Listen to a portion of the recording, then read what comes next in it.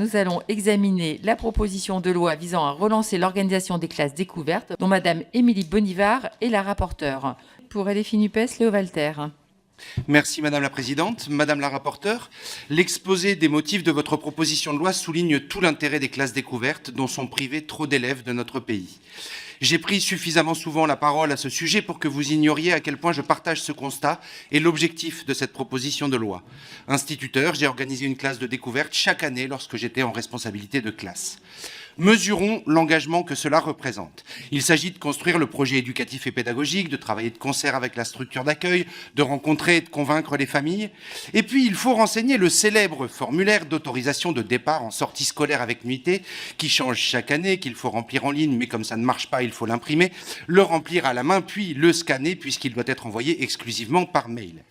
Et quand c'est validé, obtient-on un soutien financier de l'Éducation nationale? Eh bien non.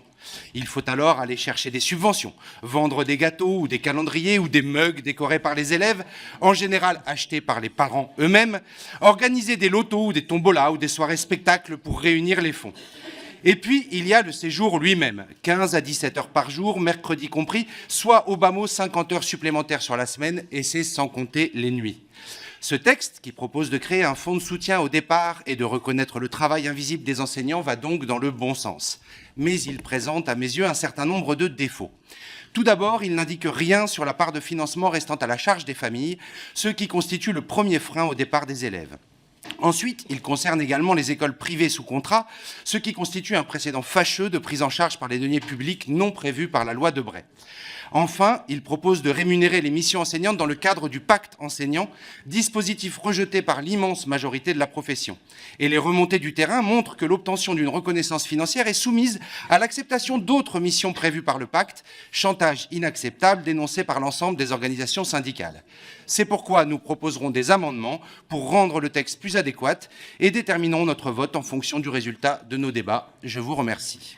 Merci, monsieur le député. Madame la rapporteure, vous avez apporté un certain nombre de réponses, mais je vois, c'est monsieur Walter qui a demandé la parole, et comme vous avez interpellé effectivement cette partie-là de la salle, je vais lui laisser la parole pour une intervention. Ensuite, vous pourrez répondre et nous passerons aux amendements. Oui, Madame la rapporteure, je voudrais répondre à votre déception en apportant quelques petits points.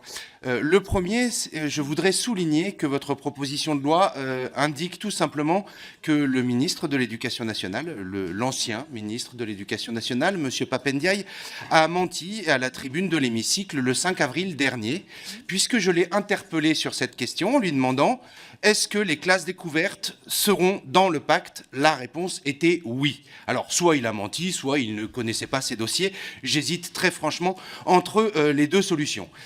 Mais tout de même, ça pose une vraie question. C'est-à-dire que si on a un ministère qui annonce qu'il veut valoriser les classes découvertes et puis qu'il a, avec un ministre qui monte à la tribune pour dire le contraire de la réalité, c'est quand même problématique. Le deuxième point, c'est que, je l'ai dit peut-être pas assez clairement parce que je n'avais que 2 minutes dans mon intervention, mais toutes les remontées du terrain que nous avons, Madame la rapporteure, sur cette question des briques du pacte, puisque je vous rappelle que nous jouons à un jeu de Lego sinistre avec les enseignants, il y a des briques, et des briques qui s'empilent. Non, c'est important, excusez-moi, Madame la Présidente. Oui. Dans la plupart des académies, on empêche les enseignants d'accéder à une brique de type projet, donc de type classe de découverte, s'ils n'acceptent pas la première brique du remplacement courte durée. Monsieur le député, monsieur le député. Je n'ai absolument pas fini, Monsieur Croisier. Monsieur le député, je vous avais donné la parole pour 1 minute pour répondre à Madame la rapporteure sur l'interpellation qu'elle vous avait faite et pas pour redévelopper tout ce que vous aviez pu dire dans la discussion générale. Donc maintenant, nous allons passer à l'étude des amendements. Nous proposons ces amendements pour revenir sur ce que je disais dans ma déclaration générale, à savoir que le fait de faire abonder ce fonds, y compris pour les écoles privées sous contrat, poserait un précédent fort dommageable. Ce serait bien la première fois que les fonds publics viennent abonder des sorties scolaires ou des projets spécifiques des écoles privées. D'autant que l'on sait que les familles participent déjà financièrement dans les écoles privées, donc ça me paraît complètement contre-productif. Donc nous proposons la suppression de « ou privé sous contrat » à l'alinéa 3. Je vous remercie. Oui, effectivement, les fonds publics abonde l'école privée. Ce serait l'objet d'une autre discussion bien plus longue. La question n'est pas de savoir si les fonds publics financent l'enseignement obligatoire dans les écoles privées sous contrat. La question est de savoir si les écoles privées sous contrat sont soumises aux mêmes obligations que les écoles publiques. Je vais en prendre. Vous parliez du taux d'élèves scolarisés en école privée, en école publique dans notre pays. Il y a une année dans ce pays où tous les départements sont passés avec un taux de scolarisation dans le public supérieur à celui dans l'école privée. Une année, une seule. L'année d'après, les rythmes scolaires sont arrivés et on a rebasculé avec des départements qui avaient plus d'élèves scolarisés dans le privé que dans le public. Dans mon département, les écoles privées faisaient leur publicité sur le fait qu'elles restaient à 4 jours. Donc moi, je suis d'accord, enfin non, je ne suis pas d'accord d'ailleurs, mais c'est un autre problème, pour qu'on finance l'école privée, mais par contre, dans ces cas-là, qu'on lui impose, par exemple, un taux de boursier équivalent à celui du public, 30% dans le public, 12% dans le privé, une carte scolaire, etc., etc. Monsieur Walter et Madame Pochon. Oui, je voudrais venir en soutien de l'amendement sur les classes rousses de ma collègue Marie Pochon. Je rappelle que cet amendement encourage, donc il n'y a aucune obligation, ça c'est le premier point. Le deuxième point, c'est que les classes rousses sont une difficulté supplémentaire à la fois pour les équipes enseignantes et pour les organisateurs de séjour, pour une raison très simple, c'est que organiser une classe rousse, ça veut dire le préparer l'année scolaire précédente. Et donc, c'est une complication supplémentaire. Il se trouve que les séjours en classe rousse ne sont souvent pas remplis et qu'il y en a un certain nombre qui sont annulés par manque de fréquentation. Donc, il me semble intéressant simplement d'indiquer cette volonté d'encourager la participation aux classes rousses. Ce serait une aide véritable à la fois, encore une fois, aux équipes enseignantes, mais également aux organisateurs de séjour. Et je pense en particulier aux petits organisateurs de séjour qui ont besoin de ces séjours d'automne pour équilibrer leur budget. Je vous remercie. Je vais vous donner la parole. Monsieur Walter et Monsieur Croisier s'expriment. Donc Monsieur Walter, Monsieur Croisier. Non, Monsieur Dubois, je ne peux pas vous laisser dire ça. Il n'y a aucune imposition et il n'y a aucune complication. Simplement, on souligne que cette période de l'année est particulièrement propice pédagogiquement, c'est le premier point. Et deuxièmement, qu'elle pose justement aux enseignants et encore une fois aux structures des difficultés supplémentaires. Il y a écrit encourage. Alors moi, j'entends la proposition de Madame la rapporteure. Je ne sais pas si vous sous-amendez, si on modifie pour déposer en séance. Mais en tout cas, je voterai cet amendement de ma collègue Marie Pochon. Il me semble absolument essentiel que cette proposition de loi, justement, oriente un petit peu la volonté du législateur en fonction du type de séjour. Ça me semble une nécessité. L'amendement numéro 7, Monsieur Walter. Oui, merci Madame la Présidente.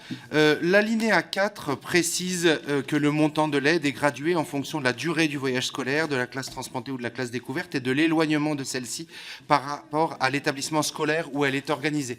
Il me semble que ces critères ne sont pas tout à fait les bons. Parce que pour avoir organisé un certain nombre de classes découvertes, encore une fois, ce n'est pas forcément l'éloignement qui pose souci ou la sortie du département. Par contre, le niveau social des familles, ça, c'est clairement un frein. Donc, nous proposons de compléter, hein, on ne supprime pas la partie que vous avez notée, mais de compléter l'alinéa 4 par la phrase suivante. Il tient compte des différences de situation, notamment en matière économique, territoriale et sociale des établissements. Et cela ne concerne pas, bien entendu, que les quartiers, les écoles en éducation prioritaire, mais également, par exemple, les écoles en milieu rural. Pour une raison simple également, c'est qu'on parle depuis tout à l'heure de changer de milieu. Quand on est en milieu rural, on a plutôt tendance à emmener les élèves à la ville. Et les séjours en ville coûtent très cher. Voilà, je vous remercie. J'entends vos arguments, Madame la rapporteure, mais c'est pour ça qu'on propose justement de compléter. Et il ne s'agit pas des situations individuelles, mais encore une fois des IPS globaux, par exemple, sur un établissement, ou de la situation en milieu rural ou en milieu excentré d'une école. Pourquoi ? Parce que vous avez parfaitement raison, et moi je voudrais saluer le travail des enseignants et le travail des familles, des collectifs de parents d'élèves qui justement permettent à tous les élèves, quasiment à chaque fois, de partir par la solidarité locale. Sauf que la solidarité locale, dans un établissement où les moyens des familles sont extrêmement bas, forcément, elle est plus difficile à organiser qu'à un autre endroit. La solidarité locale dans une toute petite école, quand il y a très peu d'élèves, elle est plus compliquée à organiser que dans une école urbaine, dans une grande école où il y a plus de familles pour participer à cette solidarité. Donc c'est pour ça qu'il me semble absolument essentiel d'inscrire à l'alinéa 4 les précisions que nous proposons. Je vous remercie. L'amendement numéro 8, Monsieur Walter. Alors, on va retenter le coup d'une autre manière. Nous proposons par cet amendement qu'au sein des établissements scolaires, le montant de l'aide attribuée aux familles soit gradué en fonction de leurs ressources. Je pense qu'il n'y a pas besoin de préciser plus avant. Merci, Monsieur le député. Madame la rapporteure, votre avis sur cet amendement numéro 8? Non, défavorable pour les mêmes raisons que le précédent. D'accord. Donc, je vais le mettre aux voix. Qui est pour? Qui est contre? L'amendement n'est pas adopté. Donc, maintenant, je vais mettre aux voix l'article 1er ainsi modifié. Qui est pour? Qui est contre? L'article 1 est adopté. Oui, Madame la rapporteure, je voudrais vous amener à modifier votre avis parce que il y a plusieurs soucis. Alors d'abord, Monsieur Emmanuel, je trouve ça assez fabuleux. Tout à l'heure, on encourageait les classes rousses et il ne fallait pas intervenir dans la liberté pédagogique des enseignants. C'est absolument insupportable. Et là, par contre, c'est pas qu'on encourage, c'est que on n'indemnise plus les gens qui partent moins de 3 nuitées. Alors, petit souci quand même. Il y a quelque chose d'absolument essentiel dans les classes découvertes. Ce sont les classes découvertes à l'école maternelle. Et les classes découvertes à l'école maternelle font en général moins de 3 nuitées pour une raison simple, c'est que les enfants sont encore petits, qu'on part très peu loin. C'est pour ça aussi que je n'étais pas d'accord avec la notion d'éloignement. On part souvent à quelques kilomètres de la maison, mais c'est absolument un moment absolument essentiel dans le parcours d'un élève en école maternelle. Et donc là, on priverait les enseignants d'école maternelle, qui sont souvent privés de beaucoup de choses d'ailleurs par rapport à leurs collègues d'école primaire, d'une indemnité à laquelle ils auraient droit. Donc je suis absolument opposé à ces amendements et je vous invite, Madame la rapporteure, à y réfléchir plus avant. Monsieur Walter, je vous ai dit, exceptionnellement, j'avais accepté justement de la part de Madame Kelouachi, donc après j'ai accepté qu'il y ait aussi un groupe de la majorité. Donc je fais en sorte d'être le plus équitable possible dans les prises de parole et que quand le déroulement n'est pas exactement respecté parce que les uns et les autres n'ont pas tout à fait entendu les consignes et ce que j'allais dire, que l'on puisse rattraper ce qui a été fait. Et c'est comme ça que je préside depuis le début de la mandature. Donc n'allez pas me faire ce procès maintenant. Mais Monsieur Walter, vous avez la parole pour une explication de vote. Merci, Madame la Présidente. Alors, Pour une minute. Hein. Oui, je vais très vite, promis. Je voudrais juste dire à Madame la rapporteure que je partage son avis sur la durée des séjours, et plus le séjour est long, plus c'est intéressant. J'ai tenté pendant des années d'organiser des classes découvertes de 15 jours, ce qui se faisait à l'époque où moi j'étais élève. C'est dans l'état actuel de la situation absolument impossible. Donc je partage tout à fait. Mais c'est un retournement d'arguments. Moi je vous parle des classes découvertes en école maternelle qui sont absolument essentielles. Et vous disiez que c'est moins de travail. Je me pose en faux absolument, c'est plus de travail. Parce que quand vous partez en classe découverte, en maternelle, il faut passer des heures et des heures à convaincre les familles, à accompagner, à faire des premières petites sorties, des premières petites habituations au départ. Et puis quand vous êtes en séjour, Madame la rapporteure, en classe maternelle, c'est pas 12 heures, 15 heures par jour, c'est 24 heures par jour avec les élèves. Donc je pense que c'est vraiment une erreur absolue. Et c'est pour cela, et parce que c'est adossé au pacte, que nous voterons contre cet article 2. Merci. Cet amendement a pour but d'inscrire dans cette proposition de loi la situation, des accompagnantes d'élèves en situation de handicap. On sait que c'est l'un des freins au départ en classe découverte. En particulier, les élèves en situation de handicap sont souvent empêchés de partir, tout simplement parce qu'il leur faut un accompagnement. Et un accompagnement, puisque le temps scolaire se distend à 24 heures sur la journée, un accompagnement renforcé. Alors, comme on sait qu'en Macronie, il est toujours difficile, et grâce à l'article 40 également, de proposer une charge supplémentaire, on a trouvé une solution. L'idée, c'est simplement de favoriser le départ des AESH en séjour. Non, mais il y a les deux. Il y a la Macronie et l'article 40. Je mets les deux, hein, c'est un pack. Si je peux terminer, s'il vous plaît, Monsieur Croisier, merci. Donc, nous proposons que le départ en classe transplantée des AESH soit favorisé en permettant une récupération dans des formes fixées par décret sur le temps de travail. Je vous remercie. Pour l'amendement numéro 13. Oui, alors, j'ai bien entendu les arguments de Madame la rapporteure sur son rapport. Il me semble que son rapport n'a pas le même champ d'investigation que celui que je propose. C'est-à-dire que nous proposons qu'il y ait un rapport remis sur les élèves qui partent et sur les situations des familles qui partent. Pourquoi? Tout simplement parce que j'ai fait un petit calcul à la louche qui vaut ce qu'il vaut. 3 millions d'euros par an pour les classes découvertes. Si on veut que les élèves d'élémentaire, je ne suis pas allé sur l'école maternelle, puisque l'école maternelle est sortie du champ de cette proposition de loi, sur 5 ans de classe élémentaire, ça fait 15 millions d'euros. Il y avait 4 52 500 élèves en élémentaire en 2022. Ça fait 3,70 € par élève. Donc, il nous semble qu'il est absolument essentiel de savoir quel a été le reste à charge des familles, quelles sont les familles qui ont pu faire partir leurs enfants et combien d'enfants sont partis selon les IPS et selon les secteurs territoriaux. Je vous remercie. Alors, Madame la rapporteure, je préférerais que vous ayez des remords plutôt que des regrets. Donc, nous allons voter contre cet article de transformation parce qu'effectivement, il me semble, Monsieur Emmanuel l'a souligné tout à l'heure, et ça me semble absolument essentiel. Une classe de découverte, ça s'inscrit dans un projet pédagogique sur le long terme. C'est pas juste un voyage. Et ça, c'est vraiment problématique. Alors, c'est peut-être légistiquement pas correct. Changeons la loi dans ces cas-là, mais ne changeons pas ce titre. Merci. Oui, alors je vais retirer cet amendement, mais je souhaiterais quand même expliquer pourquoi. Je retire cet amendement parce qu'il ne correspond plus à la proposition de loi telle que nous l'avons votée, malgré le soutien apprécié de Madame Calvez et d'autres sur cette question de réserver les fonds publics à l'école publique. Nous n'avons pas obtenu satisfaction sur l'article 1. Donc nous ne pouvons pas transformer, comme je le souhaitais, le titre de cette PPL en « dans les écoles préélémentaires et élémentaires publiques ». De plus, le préélémentaire saute également, puisque nous passons à 3 nuitées, et que ça n'a pas permis à Madame la rapporteure d'obtenir quand même le vote du groupe Renaissance. Donc voilà, je retire cet amendement, mais je le déplore. Bon. Donc je vais mettre aux voix l'ensemble de la proposition de loi ainsi modifiée. Qui est pour? Qui est contre? La proposition de loi est adoptée, Madame la rapporteure. L'ordre du jour appelle la discussion de la proposition de loi visant à relancer l'organisation des classes de découverte. Nous entamons la discussion générale sur ce texte. La parole est à Monsieur Walter pour le groupe La France Insoumise.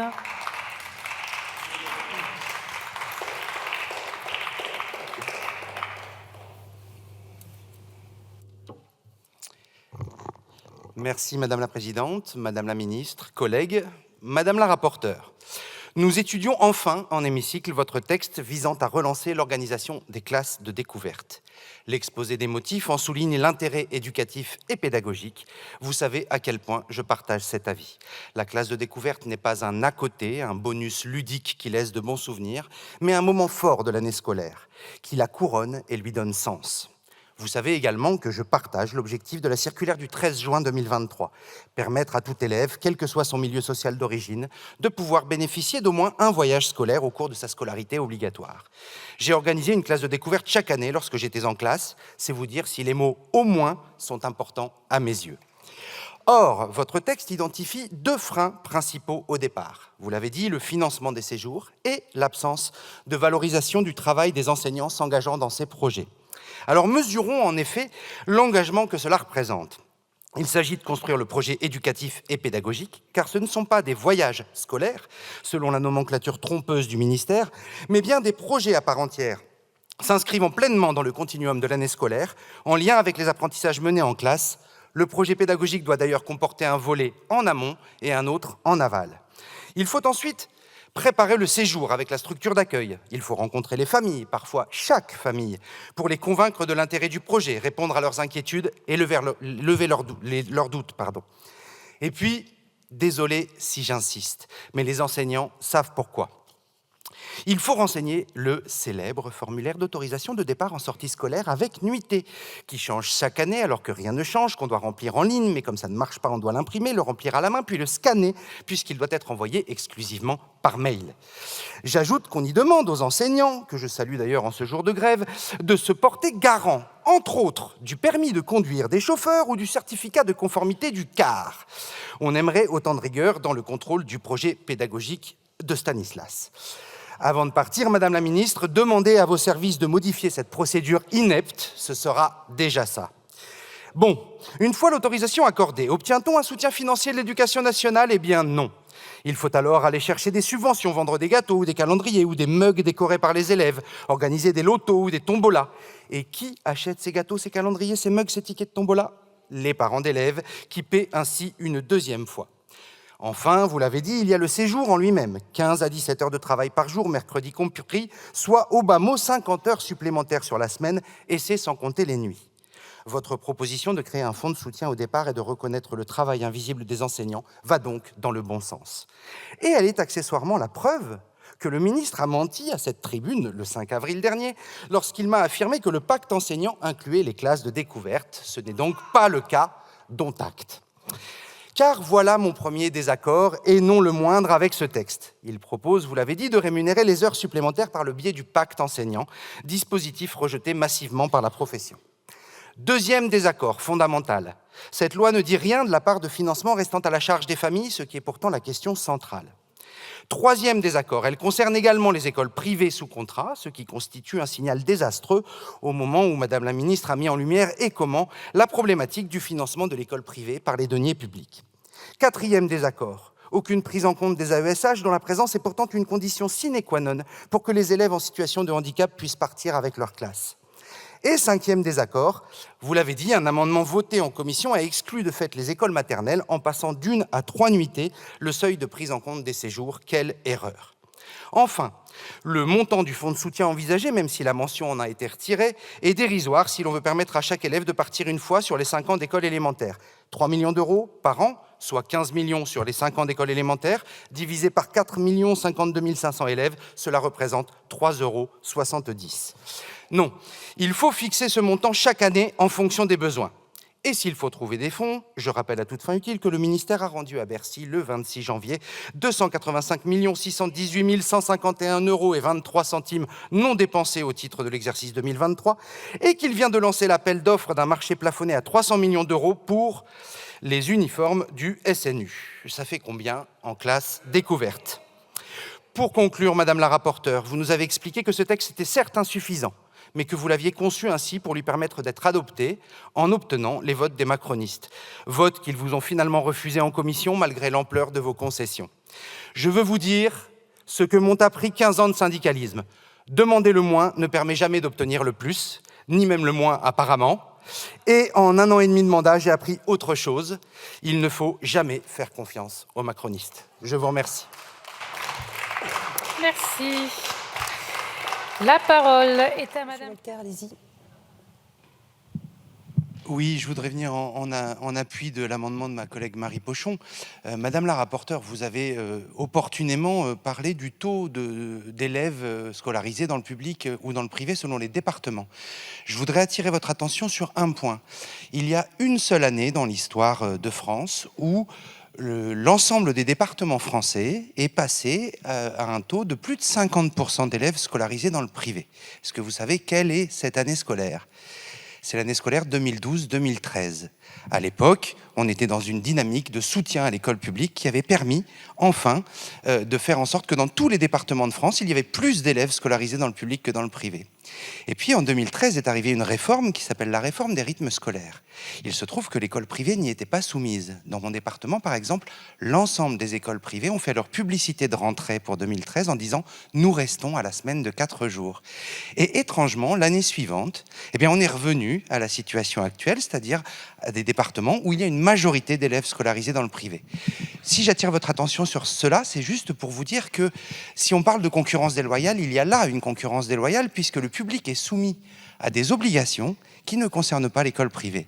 Et donc on pourrait rééquilibrer cette concurrence déloyale en offrant un atout à l'école publique, en réservant ce fonds d'aide à l'école publique. Je vous remercie. J'ai souligné tout à l'heure dans la déclaration générale le problème du montant dérisoire au départ alloué à ce fonds d'aide. Je le répète, 3 millions d'euros par an, si on considère uniquement l'école élémentaire, alors que je rappelle que la circulaire du 13 juin 2023 parle de l'ensemble du cycle de la scolarité obligatoire, mais concentrons-nous sur l'école élémentaire. C'est 5 ans. 5 fois 3 millions, ça fait 15 millions. Je le répète, divisé par les plus de 4 millions d'élèves scolarisés chaque année à l'école élémentaire, ça représente 3,70 € par élève. Donc ça nous semble notoirement insuffisant. Si le but est effectivement de relancer fortement les classes de découverte, nous proposons, nous, que ce montant soit alloué en fonction des besoins. Et donc, nous proposons qu'il soit déterminé et réévalué chaque année en fonction du bilan de l'année précédente, savoir ce qui a été dépensé. Et je vous remercie, Madame la rapporteure, de l'ajout de l'article 2 quinquies qui permettra effectivement d'avoir des données fiables pour savoir ce qu'il en est, mais également en prenant en compte l'augmentation souhaitée du nombre d'élèves concernés. C'est-à-dire que chaque année, on fixe un budget qui permet à la fois de couvrir les besoins qui étaient présents l'année précédente, mais également de développer les classes découvertes de manière à atteindre cet objectif très louable que chaque élève de ce pays soit parti au moins une fois en classe découverte à la fin de sa scolarité obligatoire. Monsieur Walter, vous faites une présentation avec l'amendement 13 ? Oui, tout à fait. Alors, je voudrais juste dire à Madame Bagné qu'on aura l'occasion de poursuivre ce débat puisque je présente d'autres amendements allant dans le sens de celui de Madame Pochon tout à l'heure et j'aurai l'occasion d'y revenir. J'en profite pour répondre à Madame Bonivard. Je préfère toujours que ce soit écrit et que ce soit précisé plutôt que de dire ça sera satisfait. C'est pourquoi cet amendement propose, à la suite de l'alinéa 2, d'indiquer que la nation se fixe comme objectif que chaque élève parte en voyage scolaire au moins une fois à l'école primaire, quelles que soient les ressources dont dispose sa famille. Pourquoi cet ajout ? D'abord, encore une fois, pour inscrire de manière formelle dans la loi que c'est l'objectif de cette loi et que c'est un objectif fixé au niveau de la nation et pour toutes les écoles de ce pays. Et puis, il y a la notion de ressources dont dispose la famille, parce que, je le répète, comme je l'ai dit dans la déclaration générale, il manque, à mon avis, à cette loi, la question du reste à charge pour les familles. Et donc, s'engager formellement dans la loi à ce que, quelles que soient les ressources dont dispose la famille, l'élève puisse partir, c'est une manière de dire aux élèves que l'État viendra au secours de ceux qui ne peuvent pas payer eux-mêmes le reste à charge. Pardon, j'avais dit que je présentais le suivant. Le suivant est un amendement de repli. Comme je sais que cette question du reste à charge et de la prise en compte des moyens des familles peut poser souci, nous proposons le même ajout, mais sans la notion de moyens des familles. Je vous remercie. Je vous remercie. Madame la rapporteure, votre avis, s'il vous plaît, sur le 14 et le 13. Alors, c'est un avis défavorable de la commission sur les deux amendements. Et à titre personnel, je donne un avis défavorable au 14 et un avis favorable au 13. D'accord. Madame la ministre ?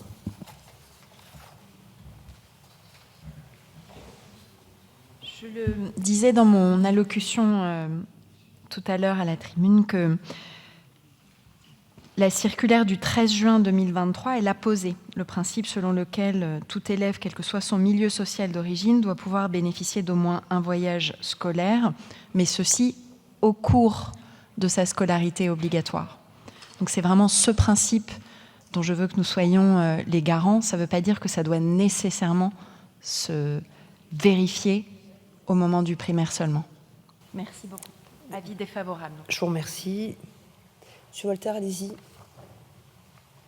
Oui, très rapidement, 2 éléments de réponse. Juste rappeler quand même qu'il y a une différence entre une loi et une circulaire et qu'il me semble important de l'écrire et de le graver dans la loi. Ça, c'est le premier point. Le deuxième point, malheureusement, Madame la Ministre, je crois que quand on connaît bien l'école, on sait que les départs au primaire sont une garantie que chaque élève partira.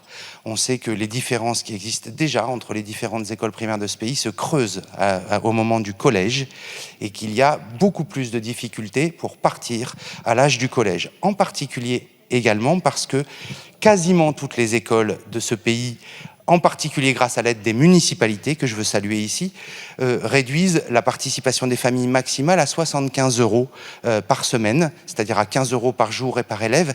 Ce n'est malheureusement pas le cas du tout, souvent, dans les collèges, où le prix demandé aux familles est nettement supérieur. Et donc on a beaucoup plus d'exclusion des voyages scolaires, d'autant que souvent ce ne sont pas des voyages de classe au collège, mais des voyages organisés par exemple par les professeurs de langue, et que seuls ceux qui peuvent partir ou ceux qui sont sélectionnés peuvent partir. Le fait de l'inscrire dans le cadre de l'école primaire est une garantie d'universalité que n'offre absolument pas l'idée d'un parcours de scolarité obligatoire. Donc je tiens absolument à ces 2 amendements. Si Madame Bonivard nous soutient sur le deuxième, ce sera déjà une très bonne chose. Amendement numéro 9, Monsieur Walter, allez-y.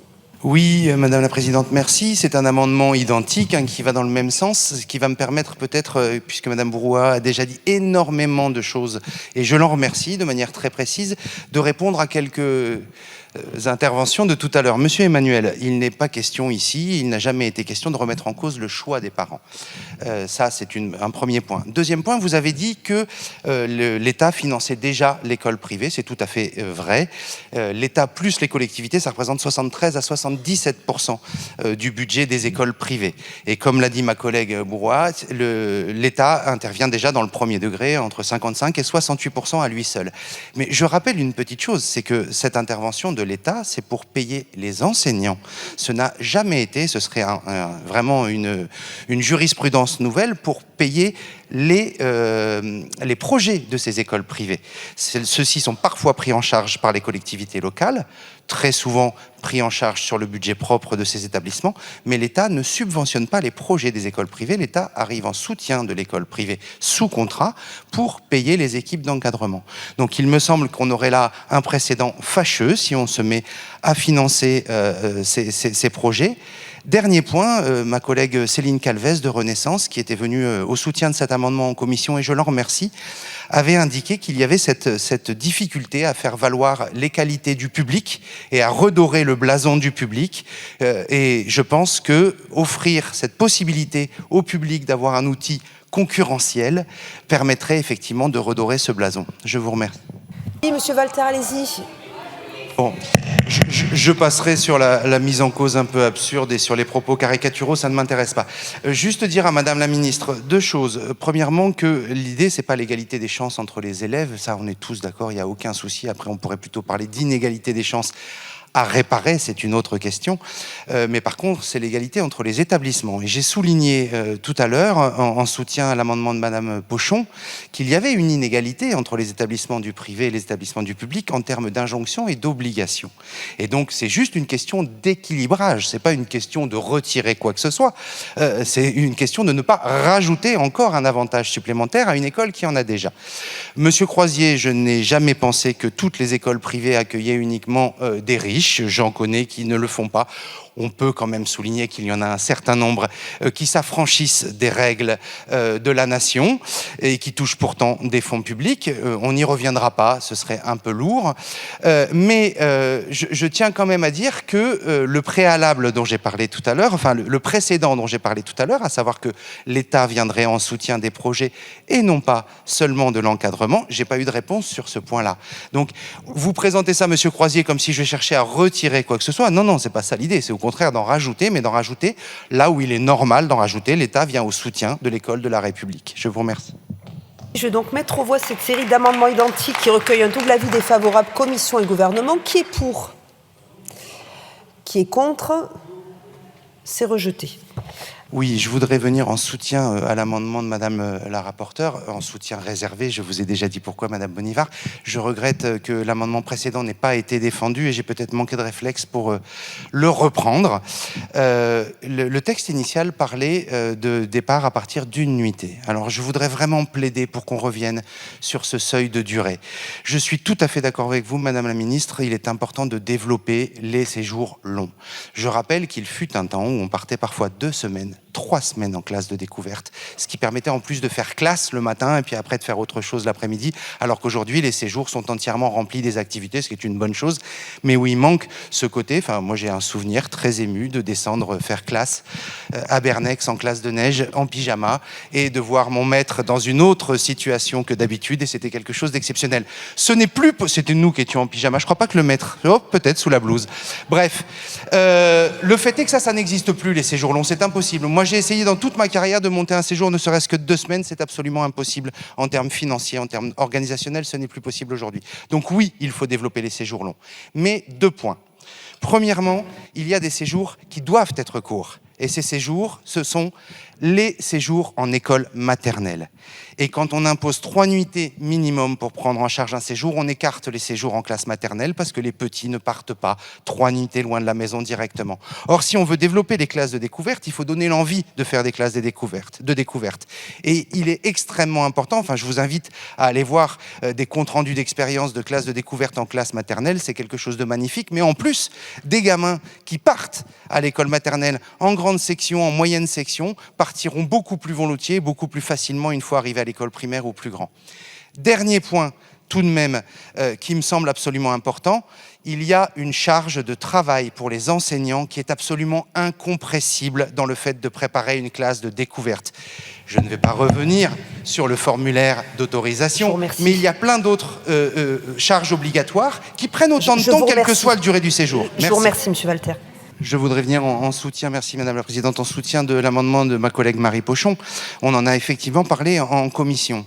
D'abord dire que la formulation encourage notamment me paraît assez peu contraignante pour les enseignants. Ça encourage notamment, c'est juste une direction qu'on donne. Et pourquoi on donne cette direction? Pour plusieurs raisons.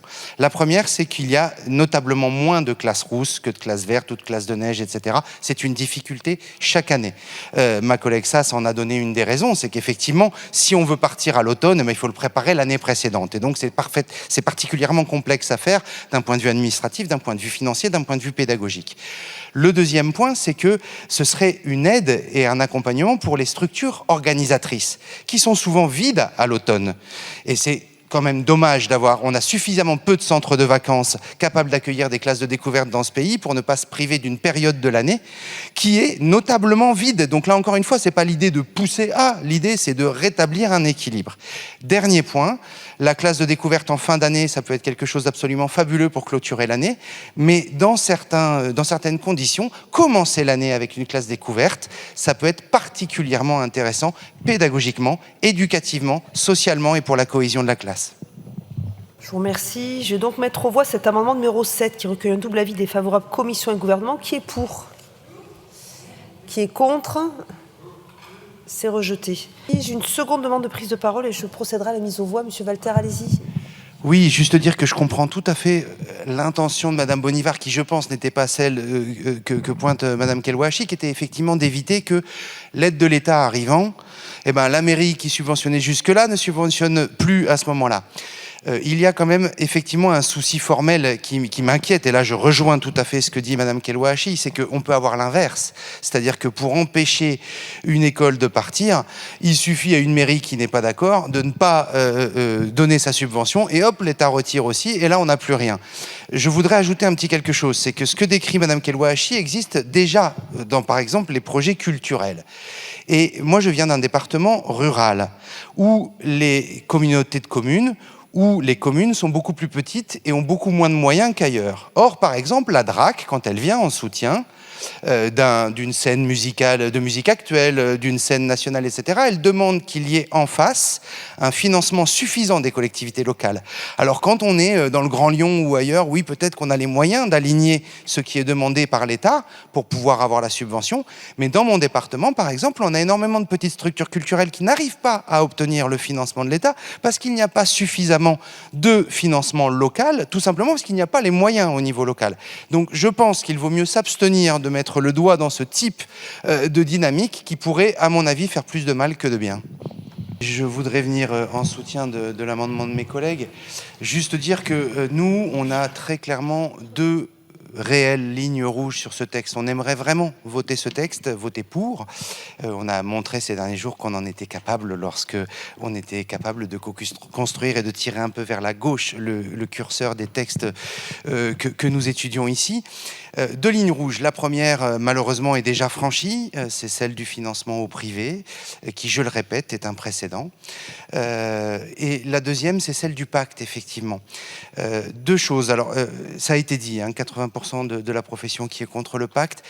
énormément de retours des académies où on nous dit qu'il y a du chantage au pacte, c'est-à-dire que pour obtenir une brique de ce type-là, il faut d'abord avoir accepté une autre brique du type remplacement de courte durée.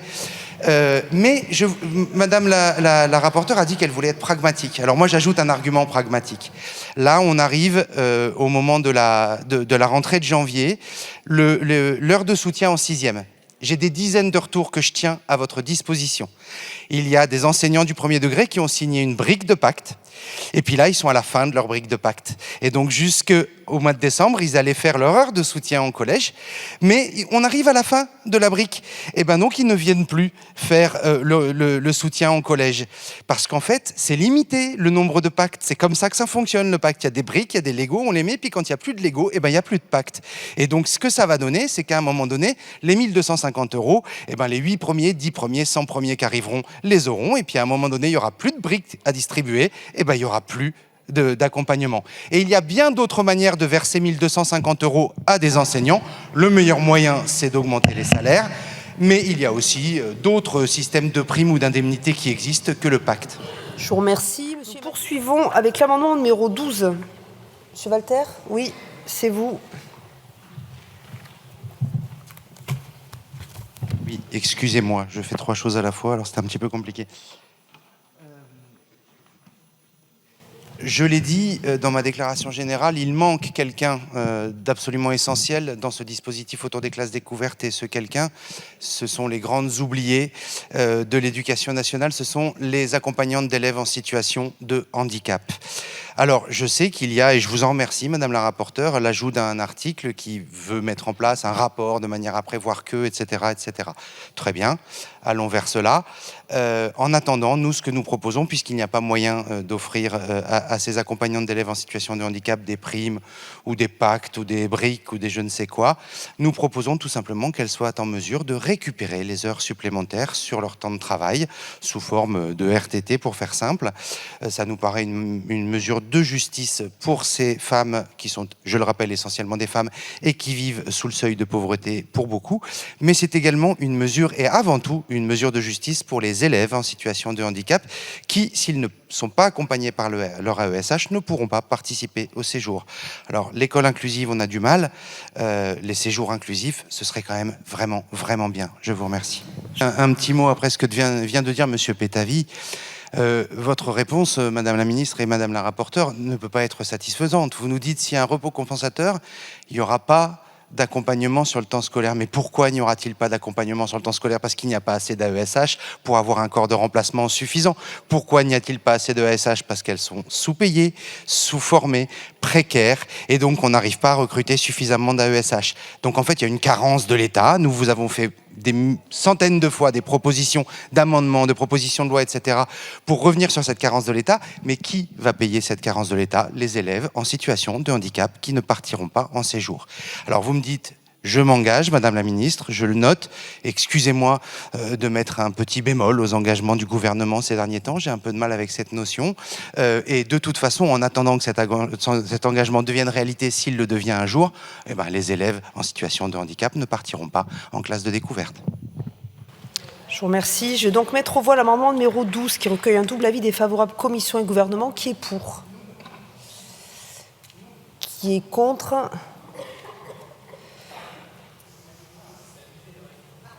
C'est rejeté. Nous poursuivons avec les explications de vote. Alors, pour l'instant, je n'en ai qu'une. C'est Monsieur Walter, allez-y.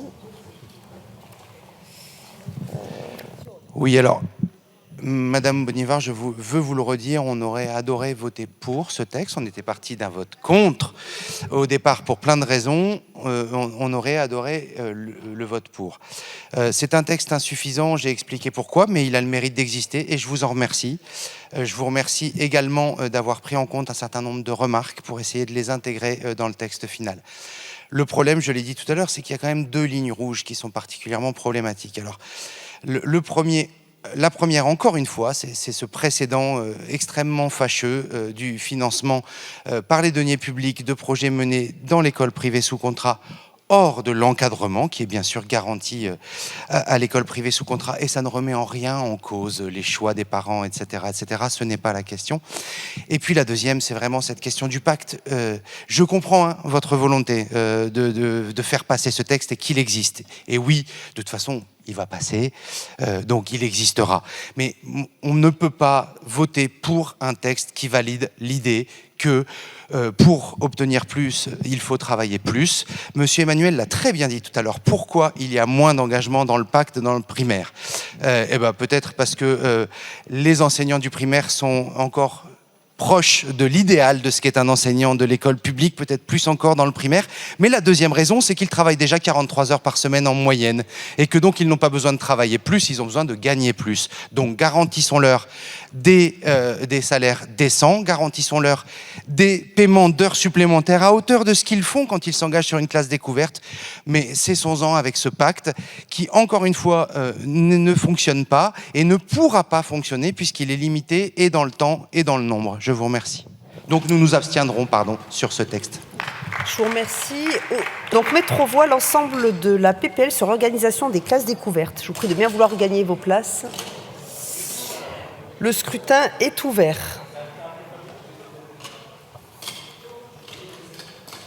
Le scrutin est clos. Voici le résultat du scrutin. Votant 62, exprimé 47, majorité 24, pour 47, contre 0. L'Assemblée nationale a adopté.